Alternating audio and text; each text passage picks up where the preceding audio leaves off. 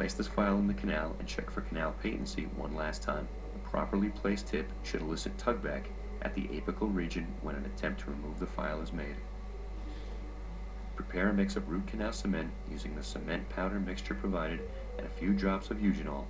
Mix a small amount of eugenol with a small amount of powder using the spatula until the mixture is loose and tacky. When pulled with a spatula, the cement should stretch about an inch above the work surface. Continue to add small amounts of powder or eugenol until the desired consistency is attained. When fully mixed, the cement should be smooth and homogeneous in texture, not grainy. When fitting the master gutta-percha cone, you must judge two parameters: approximate diameter at the apical constriction, evidenced by tugback or resistance at the apex, and length at the apex of the root canal that you just cleaned, or working length. Both the tugback and working length must be correct.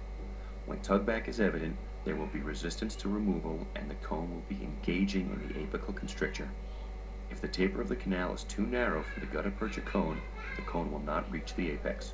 If the apex is over-instrumented, the gutta-percha will extend beyond the apex.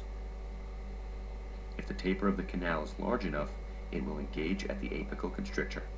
Place the last file to the working length and the last file that you shaped with on the bench top.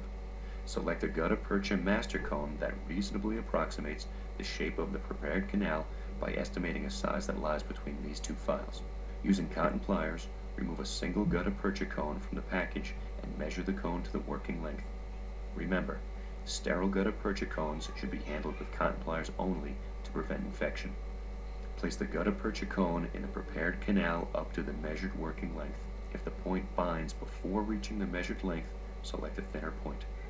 If the tip goes to measurement but does not elicit tugback, cut away 1 millimeter from the tip of the cone and try again. Continue to cut away the tip and try the cone again until tugback is achieved at the working length. Remember how much you cut away at the tip. You will have to cut this amount away for each subsequent cone that you use in filling the canal.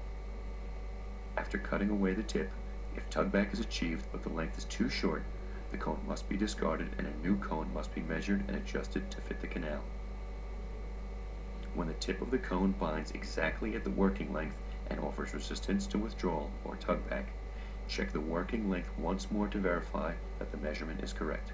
Remember, both the tugback and working length must be correct. With the gutta-percha cone fitted in the canal, take a radiograph to confirm fit of the master cone. Once the master gutta-percha cone is fit, the canal is ready to be filled using the lateral condensation technique. Begin by placing the cement into the canal using the last working length file. Cover the file with cement and place it into the canal. Use the file to line the walls of the canal circumferentially, distributing the cement on the walls of the canal evenly, 2 or 3 times.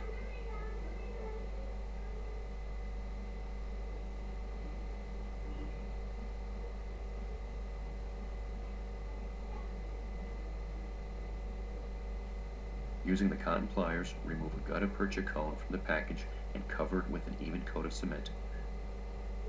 Place the cone in the canal to the working length until tugback is elicited.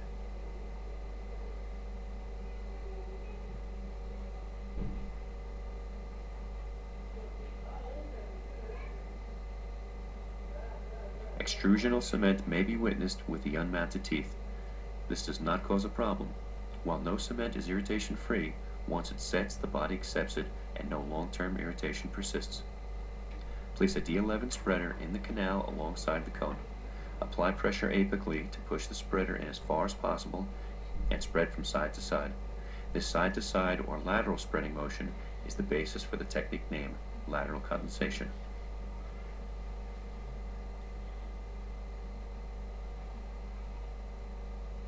The D11 spreader is available in both titanium and stainless steel.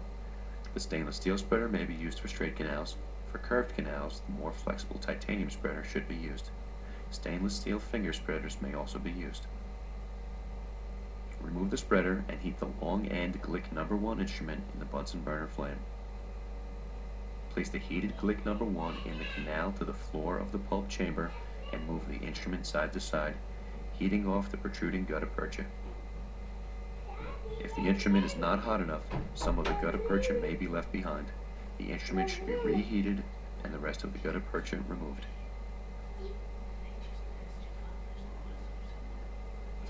Place the spreader into the canal as far as possible apically and spread from side to side, compressing gutta-percha and cement against the walls.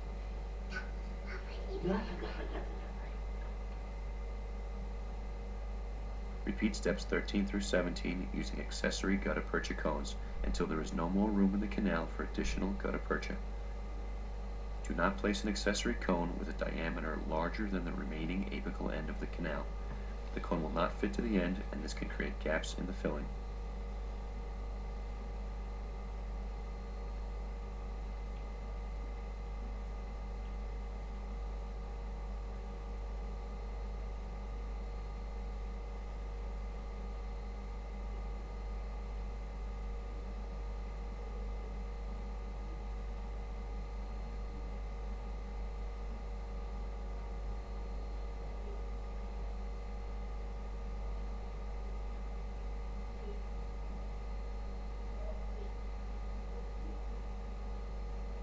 When the process is completed, there should be no gutta-percha on the floor of the chamber.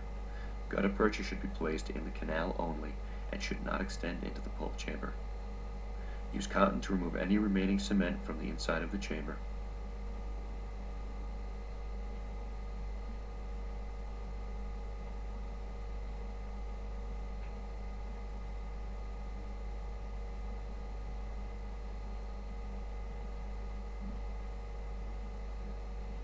Final X-ray should be taken when the condensation is completed. In the clinic, a final X-ray is taken without the rubber dam in place and with a final or temporary restoration in place on the tooth. Clinically, it is possible to take a radiograph only in a buccolingual direction.